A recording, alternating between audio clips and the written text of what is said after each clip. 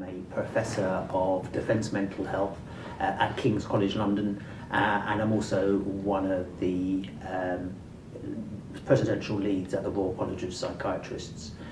I'm a psychiatrist, and day to day I work on a range of research projects and clinical projects which involve, amongst other things, being part of a unit called the Health Protection Research Unit. So at this sort of time, it's been a busy time for us just lately. So many of us worry at times of great uncertainty, and this is just one of those sorts of times. And one aspect of worrying is developing anxiety. So anxiety is made up of a number of different components. It often starts with the thoughts that we have. What's going to happen? I don't know how it's going to affect me. Am I going to die? Those sorts of strong thoughts. And that leads to us having emotions such as feeling scared or feeling apprehensive, many of them which actually are quite unpleasant. It also changes our behaviour, so we might not go out, we might be less likely to speak to other people, and it also can actually cause physical symptoms. So when you have anxiety, you may end up feeling shaky, feeling that your breathing's not good, and in this current climate it's probably likely you might feel that you have a cough or that's something you're becoming unwell. And so you put those different aspects together, that's what anxiety is. And of course, many of us experience anxiety very regularly, before a job interview, before an exam, going to meet someone we don't know. And anxiety in that sense can be really normal and isn't by itself something that we should be concerned about. The real issue with anxiety is when it becomes either so persistent or severe that it leads us to alter our lives in a way that's not helpful. So if you can't sleep for one night, for instance, maybe that's not such a surprise. But if you're constantly getting 3 or 4 hours sleep a night, then that would be a problem. So the difference between normal anxiety and an anxiety disorder is when it starts to impair your life or the lives of those around you. Now, there are many different sorts of anxiety disorders, such as obsessive compulsive disorder, generalized anxiety disorder, social phobia, and so forth. And particularly around this sort of time, it's likely that people who have had those sorts of problems in the past are going to be more vulnerable to have recurrences of them just at the moment. But in essence, the difference between normal worry and having an anxiety disorder is how much impact it has on your life and the lives of those around you. So at the moment, there's an understandable amount of anxiety which is going around. And really there is some good, sensible psychological advice that might help people perhaps become a bit less anxious, but importantly not go on to develop a mental health disorder.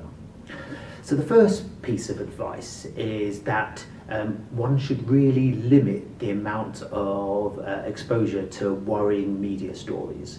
The media usually tells stories that look exciting or that they look dramatic, and therefore it's not always very easy to get a balanced, honest view of what's happening in the world if you just listen to the media.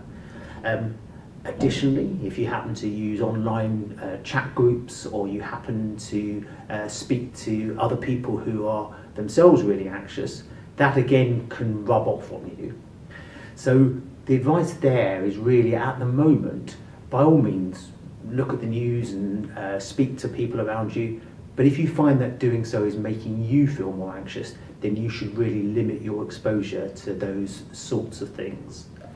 On the other hand, we do have to know what's going on, because the situation does change from day to day. And therefore, even when it's all confusing and feels somewhat out of control, I think we have to rely on the government advice that's given. So the thing to rely on is what's said on the NHS website or the Public Health England website. Those pieces of information, I think, are as reassuring and factually correct as they can be. But if you find that you are watching the media and it's causing you difficulties, then the simple thing to do is to switch it off. So if you have to isolate yourself, either because the government tell us to, or because you may have symptoms suggestive of having the virus itself, then there are a number of things you can do. As I said earlier, restricting your exposure to the media is one good thing you can do to help with your anxiety. But there are other things that you can do at the moment. Now, even if you're in your own house and can't go out, there are lots of ways that you can stay connected to people. So you might use the telephone, you might use email, you might use WhatsApp or Skype or something along those sorts of lines. Now, ordinarily in our lives, we might use those sorts of connectivity pretty rarely, just once in a while, because we tend to get social contact by going out and about, meeting people at work or in social settings. And that social contact is really good for us. It's good for our psychological health. So if you happen not to be able to go out and meet people socially for whatever reason, then you should be really proactive in the way that you end up trying to connect with people. And by that I mean that you should be trying to connect with people using all those different forms of communication on a really regular basis. And if you can end up having conversations or chats with them using remote means, that's a really good thing. Now that does two things. One is it may well help your own mental health because it gives you some social connectivity, but it also is likely to help someone else's mental health as well, because other people may not feel that they can get in contact with you, because none of us know how busy someone else is. So the message here at the moment is really make sure you pay particular attention to being really active in reaching out to other people and having conversations about whatever it is, including any worries or concerns you have. Another thing that can happen when we're in a stressful situation, such as being in isolation, is that we can let our healthy behaviours sort of go downhill.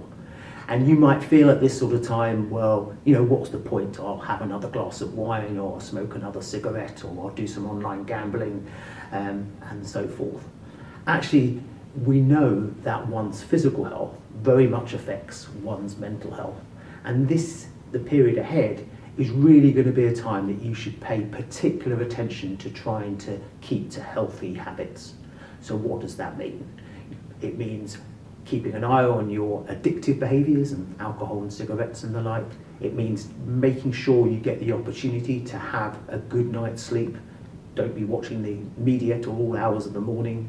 It means trying to eat more healthily as much as you can, trying to take some exercise, whatever that might be, and also making sure, once again, that you try and do some of the things that you might enjoy, if that's reading a book or watching a film or whatever it might be. So pay particular attention just at this time to trying to take care of yourself physically and spiritually and emotionally by looking after yourself. And the very last piece of advice is, of course, no matter what you do, some people unfortunately will go on and feel incredibly anxious or concerned or depressed. And if you feel that you're getting to that point, or if you know someone else who is getting to that point, you really should reach out and try and get professional help. Yes, at the moment, the current pandemic is something that's affecting people's physical health, but we know that mental health is just as important. And if it gets to the point that you can't cope, or you know someone else who's not coping, make sure that you really reach out and speak to a healthcare professional and get the support that you need. Older people generally tend to be a bit more isolated anyway, even before things like the coronavirus come along. So the difficulties that they're likely to face over the next few weeks and months are that actually they go from having very little contact to perhaps having almost no contact at all. And because we know that social contact is really good for our mental health, this can be a problem. So the question is, what can they do? Well, if you're an older person and you happen to be technologically savvy, then this is the time, once again, to make sure that you stay in really good contact with all your normal social networks, maybe your families or your friends, using WhatsApp and Skype and telephone and the like. However, if you're not very technologically savvy, and actually the idea of using some piece of technology to stay in touch rather than having a cup of tea frightens you, then this is a time to prepare for it. And that might mean asking a friend or family member to show you what to do, or it might mean actually investing in a new piece of equipment, such as a simple tablet or a smartphone, and getting someone to help you put on perhaps 1 or 2 ways of staying in touch with a very simple button that you might have to just press one thing that can help. And if you've got people who you know who are elderly and who are likely to have limited contact over the next few weeks and months, then actually I think that this is a really good time to help them stay connected. There may also be opportunities, depending on what the government allow us to do, for older people to perhaps go out at specific times, maybe to get food or exercise. And if those opportunities come up, then I think you should absolutely take them, because it's really important to look after your mental health as well, particularly when you may be more isolated. So another important aspect of trying to help people who are more elderly is that if you know someone like that, then this is a time that you could actually help them, become a little bit more technologically savvy. So that might be going round to help them practically, or speaking to them on the phone to tell them how to download a particular app. But if you prepare well for being able to connect with others and actually use those connections well, then actually hopefully that will really have a good impact on your mental health, and actually might leave you with some skills once this is all over that you didn't have before. So obsessive compulsive disorder, often known as OCD, often makes people who suffer with it be particularly concerned about cleanliness. And one of the behaviours that people with OCD quite often have is that they wash their hands a lot. Now obviously at the moment a bit of hand washing is not a bad idea, we know that's a good thing, but people with OCD can end up washing their hands to such a degree that their skin begins to crack, and that can create a lot of pain and soreness, and actually potentially might make them more vulnerable to develop other health conditions. So if you do happen to have OCD, or you're living with someone who has got OCD, I think it's a really good time to pay particular attention to the sorts of help that you've had in the past. So if you've had talking therapy before for OCD, or if you've got resources, there might be booklets, there might be online websites that you've used that you found helpful, this is a time to really top up on them and make sure you refresh the skills and the knowledge that you've had in the past that's helped you recover. And when you're feeling more anxious and you notice that your behaviours are changing and you're becoming more keen on washing your hands or carrying out particular rituals, then actually you should definitely go back to those resources and use them, because if they've helped you in the past, they should also help you now. And for those of us who are living with people who have OCD, again, if we see them acting in a way that suggests their illness is becoming worse, we should really help them and encourage them to use the resources that they've used before. You might also consider having a refresher or a top-up session with a therapist that that's helped you before. This would be a good time to get in touch, and the good news is you could do that remotely over Skype or WhatsApp or something similar. And you might also find that as this situation goes on, that actually some regular top-up sessions could really help you stay on track and keep yourself healthy. But once again, if you find that things are really deteriorating and this is impacting upon your life or the lives of people around you, again, don't be afraid to ask for help if you really need it. So as well as OCD, which is a mental health condition that is often characterised by people having difficult thoughts that come back into their mind constantly, or by having behaviours that cause difficulty for themselves or others. Other people suffer from a range of health anxieties, And people who have health anxieties are often very focused on their physical health symptoms. So they pay particular attention perhaps to pains they might have, or they pay attention to their breathing, or to muscle twitches, or to a number of other symptoms that actually affect all of us quite often, whether we're ill or not.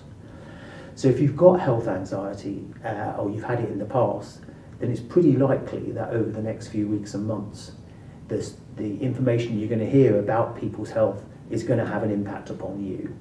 And that's probably going to make you more concerned that you're suffering with this virus and that something bad's about to happen to you.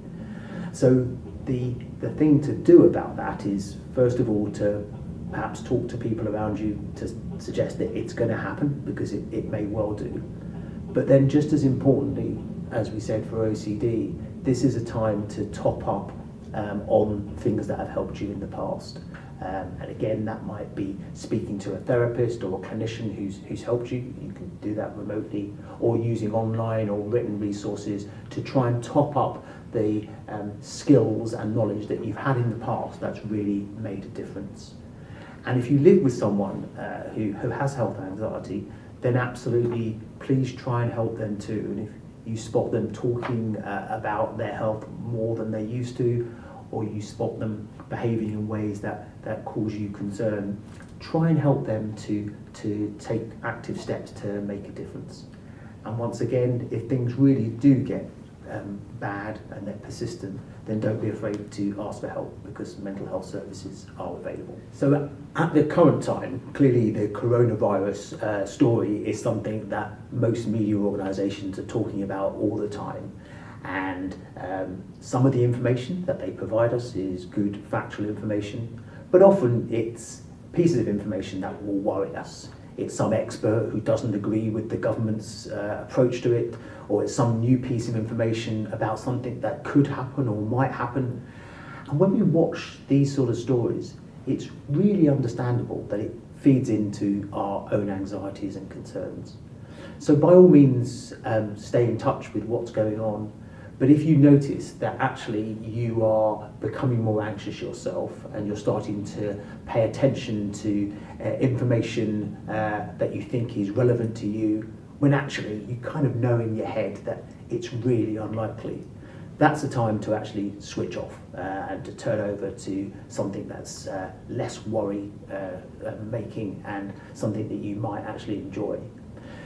The best place to get information about what is going on are the official websites, and whatever your view is on the government and their approach to things, the country together has to stick to whatever the plan is. And websites such as the National Health Service website or Public Health England are the best places to go for factual information, and they will help you make good decisions about what you need to do to keep you and your family safe. I mean, for sure, having a smartphone is one way that we can stay very well in touch with what's going on in the world. That's a good thing most of the time. But if we spend all the time with the BBC app buzzing in our pocket about some new announcement or some change which is going on, then again, that's going to fuel our anxiety and concern. Most of us actually find that whilst it's really good to have information to make plans and decisions on, actually we need a good period of time each day when we can go about interacting with your friends and your family. You can go about doing things that you like, or watching a program that may allow you to switch off. Those sorts of activities, the downtime activities, are really useful. And it's not helpful for most of us to stay connected to what's happening on a minute-by-minute basis. So at this time, the best thing you can do to help those people that you know and you love, your friends and your family and those around us, is to make sure that you actively reach out to them on a regular basis. So for instance, if you're the sort of person who doesn't like to receive or send emails very much because you think you're bothering people, actually this is a time to adjust that view. This is a time to stay connected, to have what might seem slightly meaningless conversations, but they're ways of staying connected to people that you know and you love. because in doing so, you will hopefully replicate the social networks that most of us get in our day-to-day lives. And if there are people out there who you know live by themselves or are particularly isolated, really I would suggest make an effort to try and reach out to them, because you won't just be helping them, you'll also be helping yourself. The best advice really therefore is to use all the connectivity systems that you have in place to really stay in touch.